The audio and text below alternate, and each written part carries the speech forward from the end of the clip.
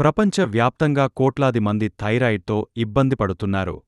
మగవాళ్ల కంటే స్త్రీలలో థైరాయిడ్ వచ్చే ముప్పు 10 రెట్లు ఎక్కువ. ప్రతి 8 మంది మహిళల్లో ఒకరు థైరాయిడ్తో ఇబ్బంది పడుతున్నారని అంచనా.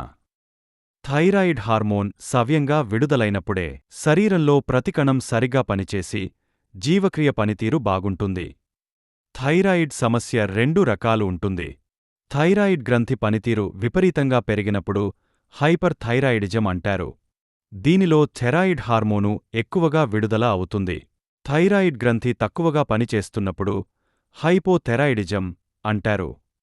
థైరాయిడ్ను అదుపులో ఉంచుకోవాలంటే ఆహారం విషయంలో జాగ్రత్తలు తీసుకోవాలని ప్రముఖ పోషకాహార నిపుణులు అన్నారు.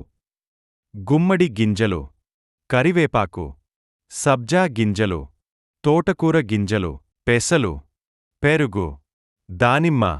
థైరాయిడ్ పనితీరు ప్రేగు ఆరోగ్యంపై ఆధారపడి ఉంటుంది.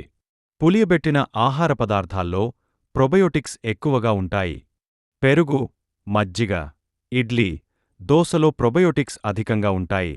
వీటితోపాటు అరటిపళ్ళు, యాపిల్, ఉల్లి, వెల్లుల్లి వంటి వాటిలోనూ ప్రొబయోటిక్స్ ఉంటాయి. ఈ ఆహారాలు మీ జీర్ణవ్యవస్థను ట్రాక్లో ఉంచుతాయి. మీరు ప్రాసెస్ చేసిన ఆహారం, కార్బోహైడ్రేట్లు, చక్కెర, కృత్రిమ స్వీటెనర్లకు దూరంగా ఉండండి. ఇలాంటి మరెన్నో వీడియోస్ కొరకు ఇప్పుడే మా ఛానల్ని సబ్స్క్రైబ్ చేసుకోండి. బ్లడ్ ఇన్వెస్టిగేషన్ మరియు హోమ్ సర్వీసెస్ కొరకు డాక్టర్స్ డయాగ్నోస్టిక్ ల్యాబ్ని సంప్రదించండి. 9440802765